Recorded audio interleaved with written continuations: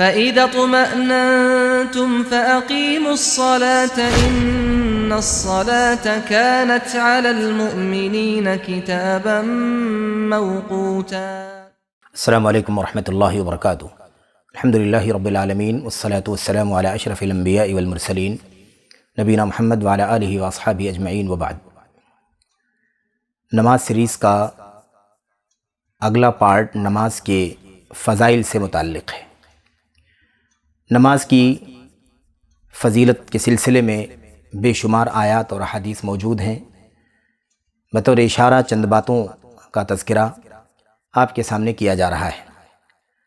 نماز کی فضیلت کے سلسلے میں سب سے پہلی بات تو یہ ہے کہ اللہ عز و جل نے نماز کے بارے میں ارشاد فرمایا کہ نماز فحاشی، بے حیائی، گناہ اور منکرات سے انسان کو روکتی ہے۔ انسانی زندگی میں نیکیوں کی قیمت کتنی زیادہ ہے، گناہوں اور معاصی کی مذمت، قباحت کتنی زیادہ ہے۔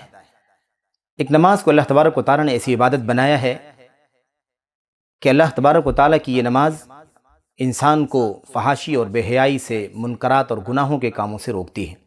اللہ عز و جل فرماتا ہے، ارشاد ہے اللہ تعالیٰ کا، اتل ما اوحی الیک من الکتاب واقم الصلاۃ واقم الصلاۃ ان الصلاۃ تنہی عن الفحشاء والمنکر ولذکر اللہ اکبر۔ اللہ فرماتا ہے نماز قائم کیجئے، نماز ادا کیجئے، کیونکہ نماز یقیناً فحاشی اور بے حیائی سے، منکرات سے روکتی ہے۔ تو نماز کی فضیلت کا ایک بہت ہی اہم پہلو ہے۔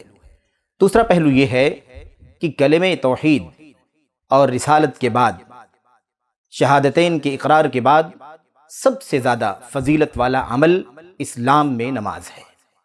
نماز سب سے زیادہ فضیلت والا کام ہے شہادتین کے بعد۔ عبداللہ بن مسعود رضی اللہ تعالیٰ عنہ کہتے ہیں کہ میں نے نبی کریم صلی اللہ علیہ وسلم سے پوچھا، ای العمل افضل، سب سے زیادہ فضیلت والا عمل کون سا ہے؟ آپ نے فرمایا الصلاۃ لوقتہا، نماز کو اپنے وقت پر پڑھنا۔ تو نماز کو اپنے وقت پر پڑھنا، اللہ کے نبی علیہ السلام نے فرمایا یہ سب سے افضل کام ہے۔ یہ سوال ایمان کے بعد کیا گیا، ایمان والوں نے کیا، ایمان کے بعد عمل کے سلسلے میں کیا۔ اس سے واضح ہے کہ کلمہ توحید کے بعد، شہادتین کے اقرار کے بعد سب سے زیادہ فضیلت والا عمل اللہ تبارک و تعالیٰ کے دین میں وقت پر نماز پڑھنا ہے۔ اس کے بعد اللہ کے نبی علیہ السلام سے پوچھا پھر کون سا؟ فرمایا بر الوالدین، والدین کے ساتھ حسن سلوک کرنا۔ پھر پوچھا کون سا؟ پھر کون سا؟ اللہ کے نبی نے فرمایا الجہاد فی سبیل اللہ، اللہ کی راہ میں جہاد کرنا۔ الغرض یہ شہادتین کے بعد سب سے زیادہ فضیلت والا عمل ہے۔ نمبر 3، تیسری بات یہ ہے نماز کی فضیلت کے سلسلے میں کہ اللہ تبارک و تعالیٰ نے اس نماز کو گناہوں کی مغفرت اور غلطیوں اور خطاؤں کے کفارے کا ذریعہ بنایا ہے۔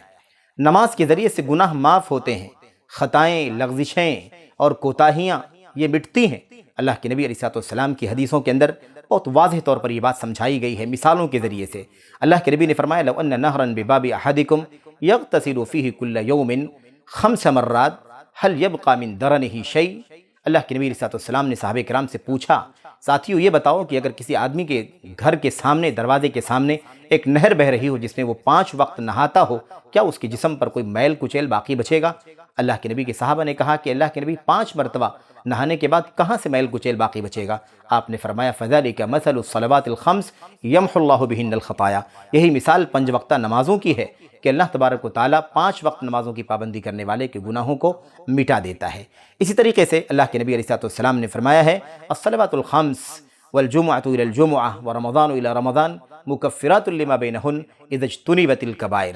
یہ ساری گناہوں کی معافی کی جو بات چل رہی ہے اس کا تعلق صغیرہ گناہوں سے ہے، چھوٹے گناہوں سے ہے، بڑے گناہ اس سے معاف نہیں ہوتے۔ یہ اہل سنت والجماعت کا، امت کا متفقہ عقیدہ ہے کہ ان ارکان کی ادائیگی سے گناہ صغیرہ معاف ہوتے ہیں، خواہ وہ نماز ہو، روزہ ہو، حج ہو، زکوٰۃ ہو، ان سے جو گناہ معاف ہوتے ہیں وہ صغیرہ گناہ ہیں، کبیرہ گناہ نہیں۔ اللہ کے نبی نے فرمایا 5 وقت کی نمازیں، جمعے سے جمعہ، رمضان سے رمضان، یہ سارے اعمال درمیان کے سارے گناہوں کا کفارہ ہوتے ہیں جب گناہوں سے، گناہ کبیرہ سے اجتناب کیا جائے۔ اس شرط کے ساتھ کہ گناہ کبیرہ نہ کیا گیا ہو تو چھوٹے گناہوں کی معافی ان نیکیوں کے ذریعے سے ہوتی ہے۔ تو پتہ یہ چلا کہ اللہ تبارک و تعالیٰ کی اس نماز کی عبادت سے گناہوں کا کفارہ ہوتا ہے، گناہ مٹتے ہیں، معاصی معاف کیے جاتے ہیں۔ اللہ کے نبی علیہ السلام کی حدیثوں میں اس کی فضیلت کا ایک پہلو یہ ہے کہ اللہ تبارک و تعالیٰ کی طرف سے یہ نماز نمازیوں کے لیے دنیا اور آخرت میں نور اور روشنی کا کام دیتی ہے۔ یہ نماز نور ہے، یہ نماز روشنی ہے نمازی کے لیے، اس دنیا میں بھی اور آخرت میں بھی۔ اللہ کے نبی علیہ الصلوۃ والسلام کی مشہور حدیث ہے، اللہ کے نبی نے ایک دن نماز کا تذکرہ فرمایا اور اس میں آپ نے کہا من حافظ علیہا كانت له نورا وبرهانا ونجاة يوم القيامة ومن لم يحافظ عليها لم يكن له نور ولا برهان ولا نجاة وكان يوم القيامة مع قارون وفرعون وهامان وأبي بن خلف۔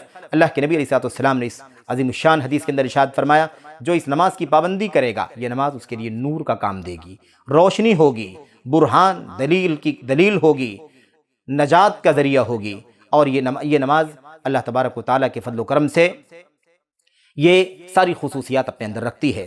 اور جو نماز کی پابندی نہیں کرے گا، اللہ کے نبی نے فرمایا نہ اس کے لیے روشنی ہوگی، نہ اس کے لیے دلیل و برہان کا کام ہوگا، نہ ہی اس کے لیے نجات کا کوئی راستہ ہوگا۔ اور قیامت کے دن مزید اس کے لیے سزا یہ ہوگی کہ اس کا حشر قارون کے ساتھ، فرعون کے ساتھ، حامان کے ساتھ اور ابی بن خلف جیسے کافر کے ساتھ ہوگا۔ تو ان بڑے بڑے دنیا کی مشہور جو کفار ہیں، باغی ہیں اللہ تبارک و تعالیٰ کی توحید کے سرکش ہیں، ایسے لوگوں کے ساتھ اللہ تبارک و تعالیٰ کا بے نمازیوں کا حشر فرمائے گا، بلکہ نماز کی پابندی نہ کرنے والوں کا حشر فرمائے گا۔ تو یہ چیز ہے اللہ کے نبی علیہ الصلوۃ والسلام کی حدیثوں میں اللہ کے نبی علیہ الصلوۃ والسلام نے صاف لفظوں میں فرمایا الصلاۃ نور، الصلاۃ نور، نماز جو ہے وہ نور ہے، آخرت کا نور تو ہے ہی ہے، دنیاوی نور کے حوالے سے اللہ کے نبی علیہ الصلوۃ والسلام نے ارشاد فرمایا۔ قیامت کے دن کے نور کے بارے میں اللہ کے نبی نے ارشاد فرمایا، بریدہ رضی اللہ تعالیٰ عنہ کی روایت میں اللہ کے نبی علیہ الصلوۃ والسلام فرماتے ہیں بشر المشائین فی الظلم الی المساجد بالنور التام یوم القیامہ۔ اے اللہ کے نبی صلی اللہ علیہ وسلم، جو لوگ مسجدوں کے جانے میں رات کی تاریکیاں برداشت کرتے ہیں، رات کی تاریکیاں برداشت کر کے پیدل چل کر کے مسجدوں میں نماز کی ادائیگی کے لیے جاتے ہیں، ایسے لوگوں کو قیامت کے دن مکمل نور کی بشارت دے دیجئے۔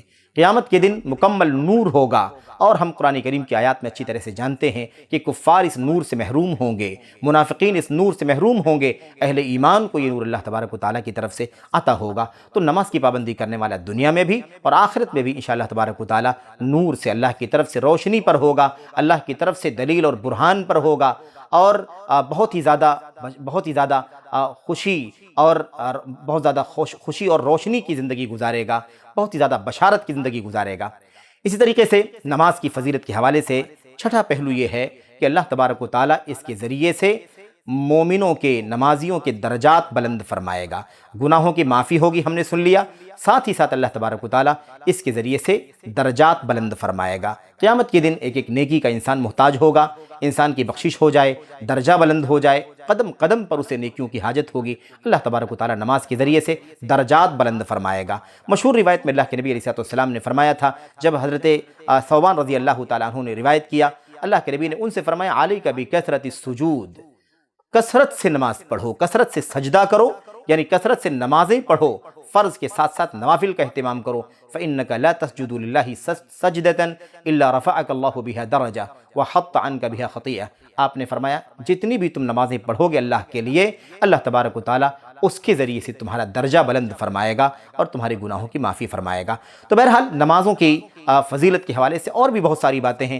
ایک خاص بات یہ ہے کہ اللہ کے نبی علیہ الصلوۃ والسلام نے یہ بھی فرمایا ہے کہ جنت میں داخلے کے اسباب میں سے ایک عظیم الشان سبب نماز کی پابندی ہے، اور وہ بھی نبی کریم صلی اللہ علیہ وسلم کی رفاقت میں، نبی کریم صلی اللہ علیہ وسلم کے ساتھ میں، اللہ کے نبی علیہ الصلوۃ والسلام کی رفاقت میں، آپ کی معیت میں، آپ کے ساتھ جنت میں داخلے کے اسباب میں سے ایک نہایت ہی عظیم الشان سبب نماز کی پابندی ہے، نماز کا اہتمام ہے۔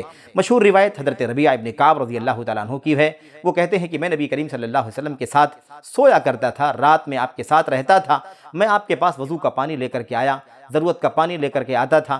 اللہ کے نبی علیہ الصلوۃ والسلام نے ایک موقع پر مجھ سے کہا مانگو، سوال کرو، پوچھو، کیا چاہتے ہو کہہ دو۔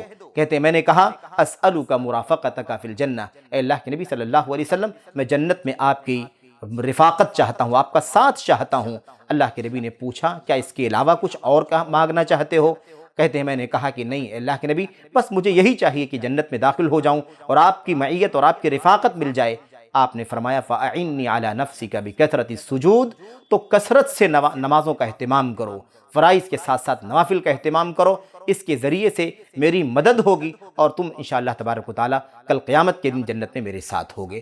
الغرض اور بہت ساری دلیلیں اس حوالے سے موجود ہیں جس سے نماز کی فضیلت کا پتہ چلتا ہے، اس کے پہلوؤں کا پتہ چلتا ہے۔ بقیہ باتیں انشاءاللہ اگلے ایپیسوڈ میں ذکر کی جائیں گی۔ اللہ سے دعا کرتے ہیں کہ اللہ عز و جل ہمیں نماز کی ان فضائل کو سمجھنے کی توفیق عطا فرمائے۔ انسانی زندگی سے براہ راست جڑی ہوئی چیزیں ہیں، اللہ تعالیٰ سے دعا کریں کہ اللہ تعالیٰ ہمیں اور آپ کو ان پہلوؤں کو سمجھنے کی توفیق عطا فرمائے۔ آمین یا رب العالمین۔ وصلی اللہ وسلم وبارک علی نبینا محمد۔ والسلام علیکم ورحمۃ اللہ۔